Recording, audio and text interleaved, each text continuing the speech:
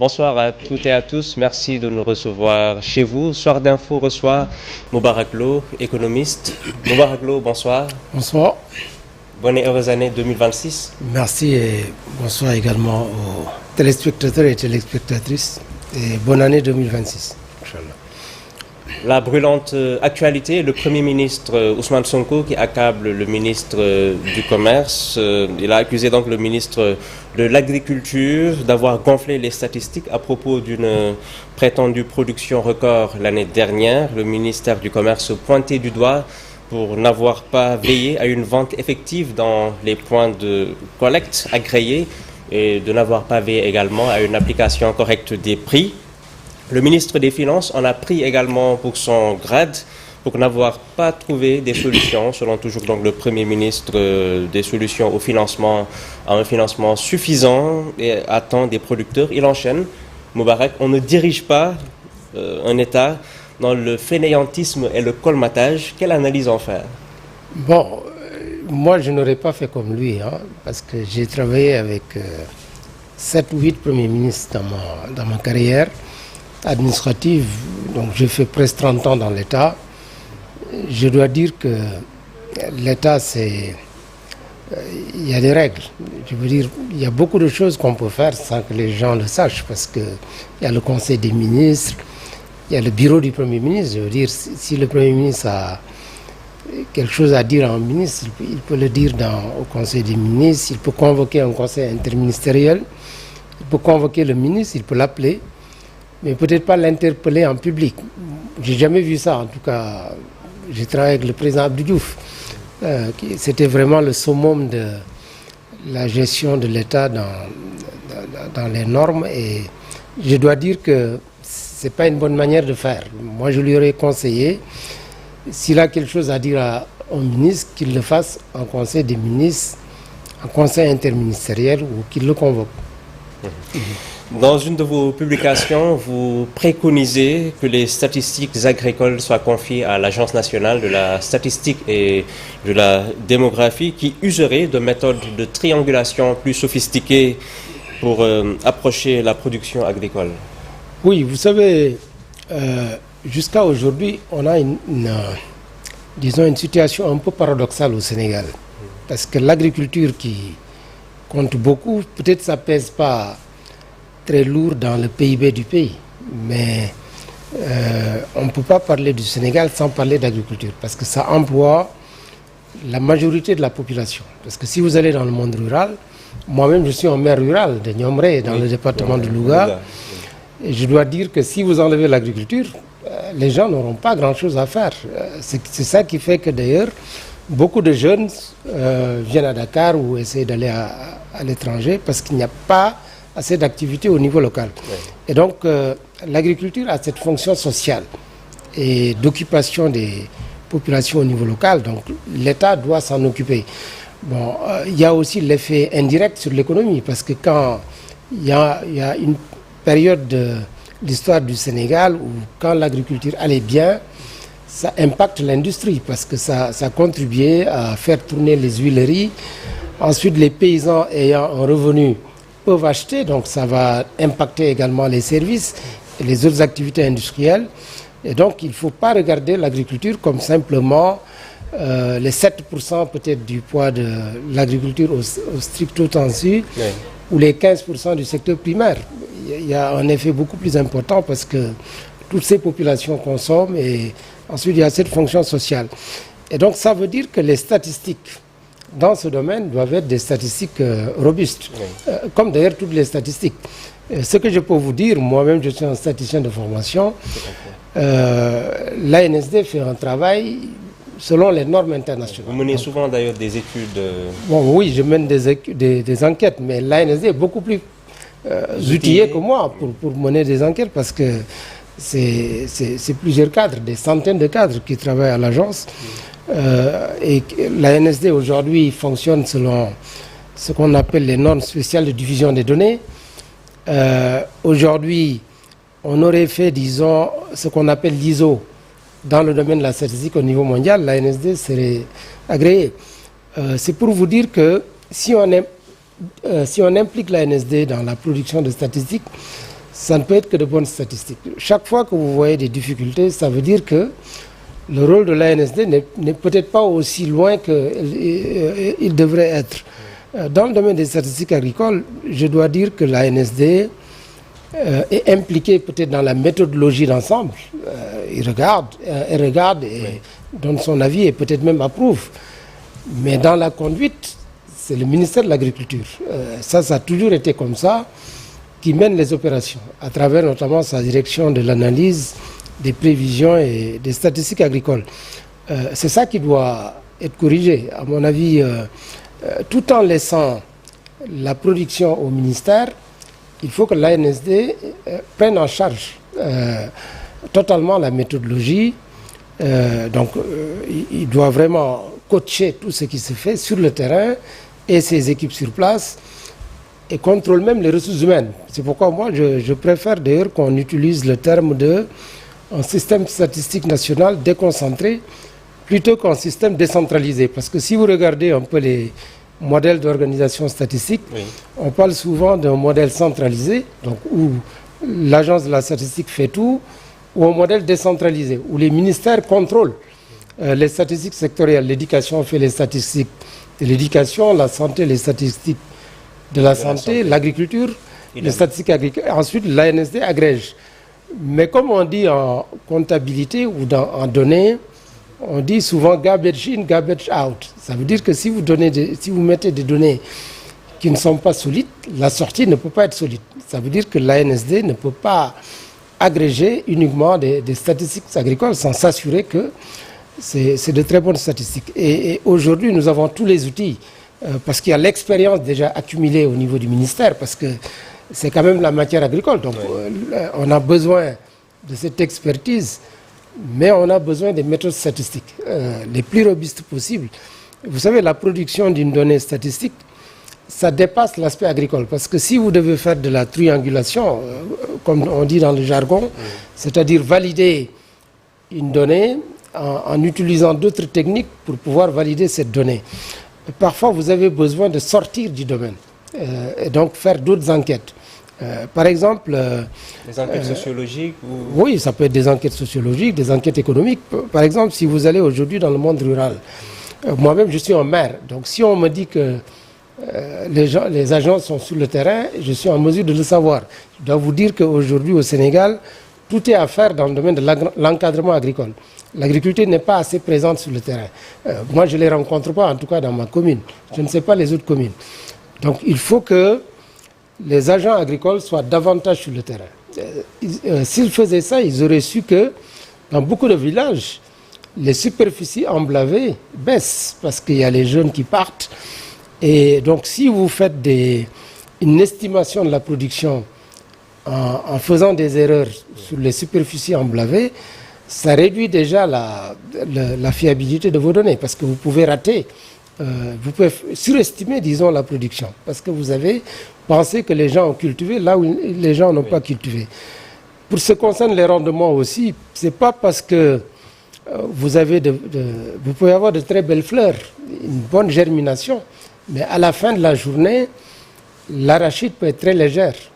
Ça d'ailleurs les paysans le disent parce que les semences qui sont reçues ne sont pas toujours de très bonne qualité. Je dois même dire que la plupart des paysans, en tout cas dans ma région de Louga, ils se plaignent de ça. Ils se plaignent, ils disent que les semences ne sont pas de bonne qualité. Et souvent ils se tournent d'ailleurs vers d'autres semences qu'ils achètent eux-mêmes. Je dois dire même que la distribution des semences, cette année on a donné par exemple 6,5 kilos par tête. Vous imaginez une famille, disons de 4-5 personnes qui cultivent ou qui payent les impôts, parce que bon, c'est basé sur le paiement des impôts. Donc vous allez vous retrouver avec 33 kilos. Alors que pour faire 1 hectare, il vous faut à peu près 60 kilos. Donc vous voyez, vous ne pouvez même pas faire 1 hectare avec ce que l'État vous donne. Ça veut dire qu'il faudrait sans doute réfléchir davantage sur la politique de distribution des semences. Trouver en tout cas une autre voie, mais la manière dont c'est fait aujourd'hui, je ne dirais pas que c'est de la poudre aux yeux, mais ça ne sert personne. Il n'y a que les intermédiaires, disons, qui gagnent dans l'affaire. Donc il faut revoir cette politique, voir comment faire en sorte que on ait de très bonnes semences une année, l'État pourrait, par exemple, sur 2 ans, avoir une politique, une réelle politique de reconstitution du capital semencier. On le dit depuis longtemps, mais ce n'est pas le cas. Ce n'est pas matérialisé. En mobilisant l'ISRA, en mobilisant les producteurs, pousser les paysans à cultiver cette année pour pouvoir l'année prochaine, disons, avoir des semences de qualité et pouvoir multiplier les années suivantes. Donc les statistiques, déjà au niveau du produit, vous pouvez avoir, disons, de belles fleurs, mais à la fin de la journée, l'arachide qui sort est très légère. Et donc ça aussi, ça fausse les statistiques. Et donc là, vous avez besoin de faire d'autres enquêtes. Par exemple, sur la superficie emblavée, vous devez faire une enquête pour savoir est-ce que les gens sont toujours dans les villages ou ne sont pas dans les villages. Bon, il y a d'autres enquêtes aussi que la NSD peut utiliser. Travail. Voilà. Vous dites dans une de vos émissions que le duo Diomaye-Sonko ne mènerait pas le pays à bon port une fois à la magistrature suprême. Sur quoi vous étiez-vous basé pour soutenir une telle assertion? Bon, ça, c'était avant l'élection. Oui. Je vous dis, ce qui importe aujourd'hui, c'est une fois que le duo est là, c'est de juger le fonctionnement du duo. Je dois dire qu'il y avait beaucoup d'espoir. Mais aujourd'hui, il y a beaucoup d'attentes. Parce qu'on n'a pas l'impression que, disons, que la machine est huilée. Et tout ce que je peux vous dire, c'est que quand on gère un État, l'élément le plus important, c'est la coordination et la cohérence. Parce que moi-même, je travaille sur les questions de développement. Je passe mes journées là-dessus. L'élément le plus fondamental, c'est la coordination et la cohérence. Parce que si vous avez une stratégie sur le papier, le plus important, c'est la mise en œuvre. Et la mise en œuvre, ça demande ce qu'on appelle de l'alignement stratégique. Donc il faut que ce que dit le président de la République, ce que dit le Premier ministre, ce que disent les ministres, les directeurs, jusqu'à l'agent le plus petit dans le service, sauf que dans le doit être la même chose. Ça part dans tous les sens. Oui, c'est ça qu'il faut éviter. Il faut aussi que quand le Premier ministre parle, que ça engage l'État. Quand le président de la République parle, on doit sentir que c'est tout le gouvernement qui est resserré. Même quand un ministre parle, ça doit être quelque chose de lourd. Ça veut dire que le Premier ministre est d'accord, le président est d'accord. C'est ça l'alignement stratégique. Donc ça doit partir du haut jusqu'au bas. Et donc c'est cette cohérence qu'il faut rétablir aujourd'hui.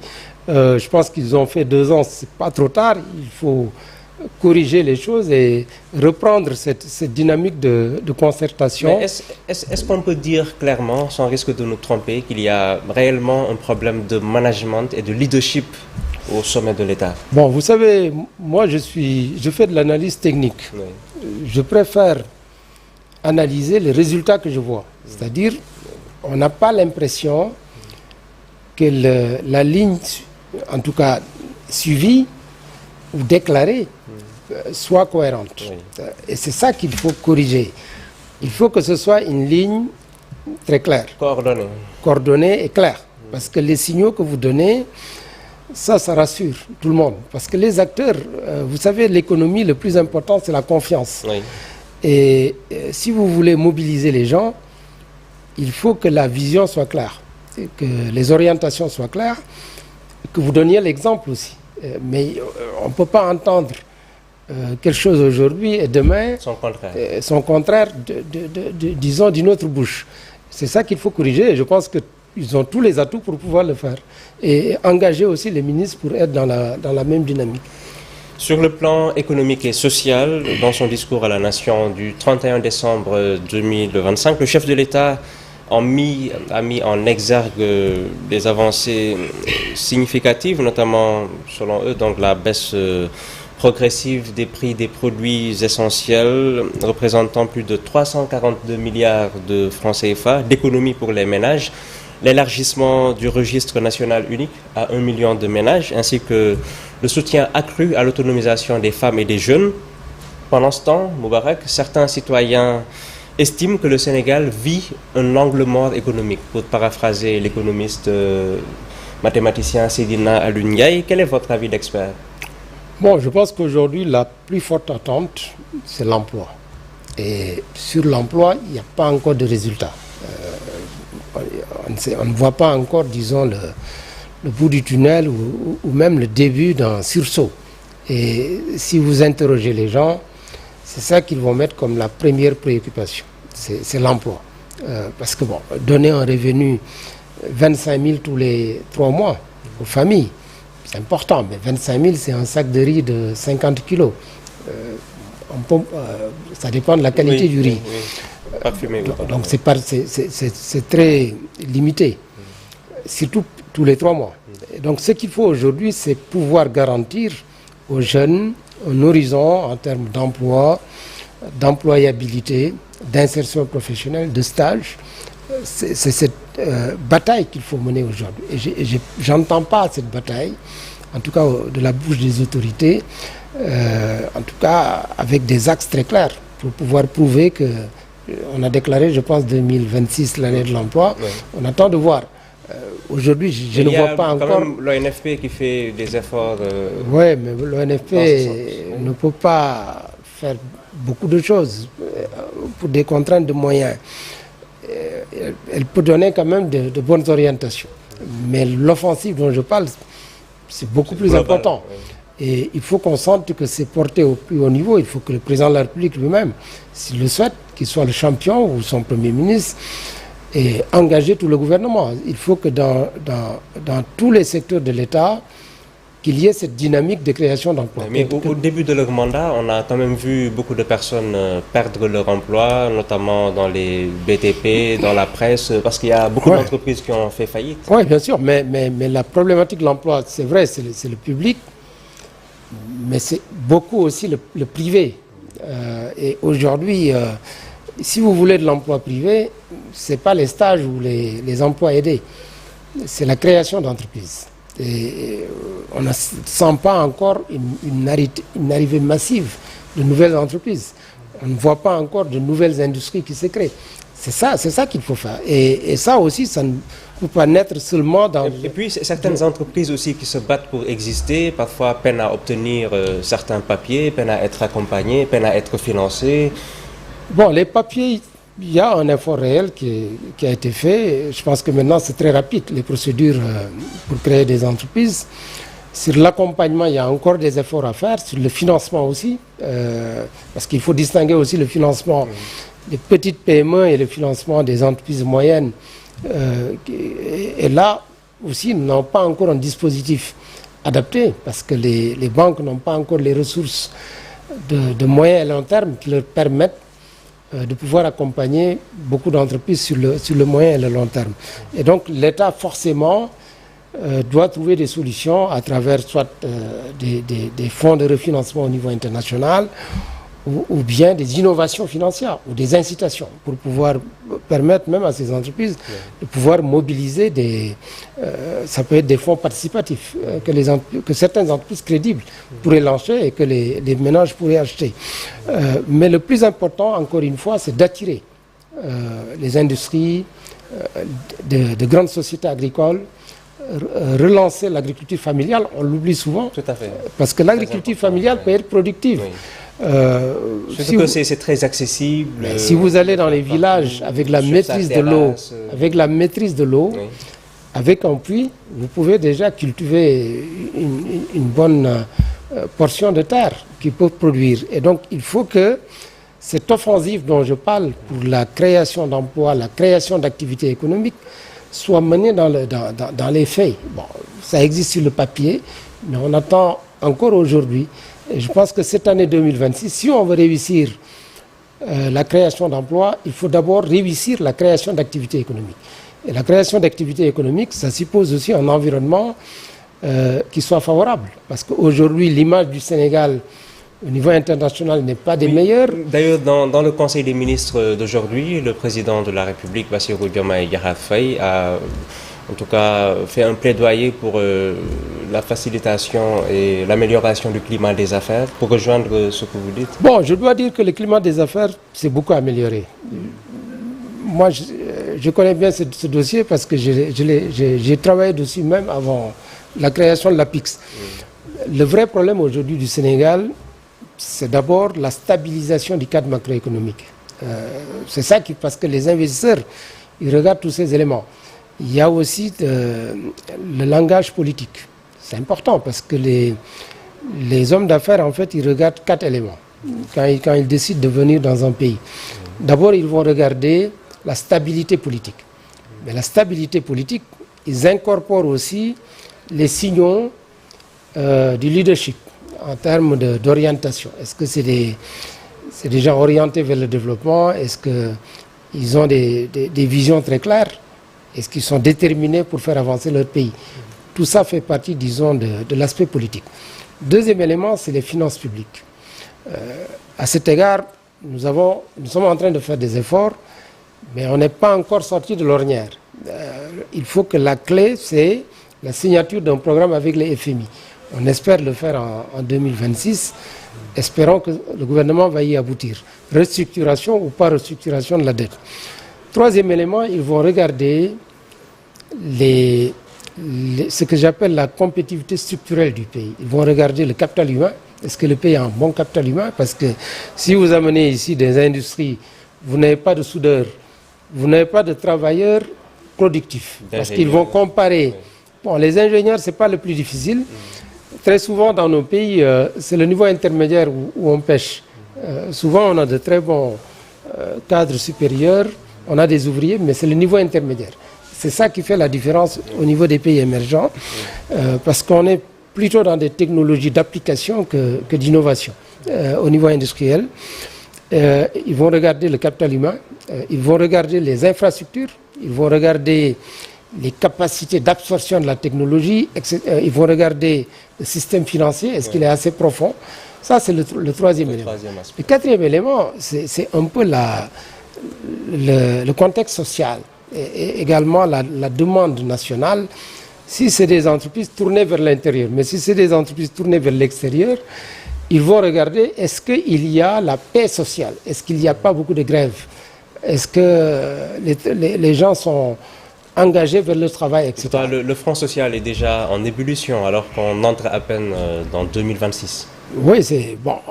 Espérons que ça va aboutir vite parce que je pense qu'on avait parlé d'un pacte social de croissance. Le Premier ministre en avait parlé dans son discours de politique générale. Dans tous les pays émergents et émergés, vous avez toujours un moment de l'histoire où pendant 10 ans ou plus, il y a cette coalition entre le gouvernement, le secteur privé, les syndicats, toute la société réunie pour dire nous allons tous accepter de nous sacrifier pour que le pays avance. Donc on ne va pas demander des choses impossibles à faire. On cite souvent l'exemple de la Corée. La Chine. Oui, la Corée, à cette époque où la Corée commençait à se relever, ou à émerger, quand les syndicalistes allaient en grève, ils mettaient un chiffon de papier sur la bouche. Mais ils continuaient à travailler. C'est ça un pays mobilisé. Mais vous n'allez pas avoir des casses comme à l'université. Je veux dire, un investisseur qui vient au Sénégal, qui tombe sur des grèves où les gens se jettent comme ça des pierres, ben, il va partir. Parce que n'oubliez pas que ce même investisseur, il y a 120 pays qui lui tendent la main. Et il doit faire sa shortlist. Donc le pays qui n'est pas sérieux, il ne va pas entrer dans ce pays. Et nous, c'est comme si on ne regarde pas, disons... Est-ce que le Sénégal est un pays sérieux, selon vous, à l'état actuel? Bon, je ne veux pas dire à l'état actuel. Je dis que le pays traîne des handicaps qu'il n'arrive pas à corriger. Nous n'avons pas cette mobilisation comme une guerre. Vous savez, les pays qui émergent, si vous l'avez là-bas, vous avez l'impression que c'est des pays qui sont en guerre. Nous, on va avoir des résultats en étant, disons, dandinés quelque part. Bon, on parle aujourd'hui, demain on fait autre chose, on va passer à autre chose. Les meilleures lois qu'on met dans les Voilà, placards. donc cet esprit de guerre, cette tension, je ne la sens pas aujourd'hui dans le pays. Pendant longtemps, je ne l'ai pas senti d'ailleurs. Il faut que, si on veut que le Sénégal émerge ou accélère son développement, qu'on crée cette tension, une bonne tension, où chacun va amener sa contribution à l'œuvre commune de développement. Et ça, on ne l'a pas encore, malgré tous les discours. Moi, je crois ce que je vois. L'opposition, est-ce que vous la sentez? Est-ce qu'elle est assez vigoureuse, l'opposition? Bon, l'opposition, pour l'instant, il y en a quelques-uns qui parlent, mais il n'y a pas encore une opposition vigoureuse. Voilà, non, je ne dirais pas rigoureuse, en tout cas. Vigoureuse. Vigoureuse, qui donne une alternative. Et le pays en a besoin. C'est pourquoi, d'ailleurs, moi, j'ai toujours suggéré qu'on ait, disons, des deux grandes forces dans le pays. J'avais même suggéré un moment qu'on revoie le mode de scrutin au législatif pour pousser les gens à se regrouper. Comme ça, on aurait deux grandes forces. Comme ça, la force qui gouverne aura en face une force qui se prépare pour reprendre le pouvoir.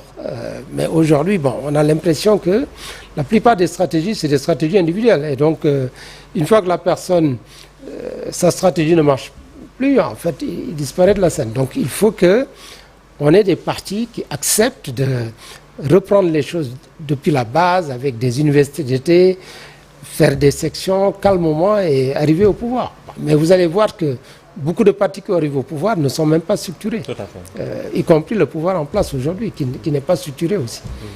Merci. Ni le parti qui vient de partir aussi. La paire a fait 12 ans sans jamais avoir été structuré. Merci infiniment, Moubarak Lo, statisticien, économiste, d'avoir accepté notre invitation. Merci beaucoup. Merci à vous. Merci de nous suivre. Merci de rester également en compagnie des programmes de la chaîne Leader.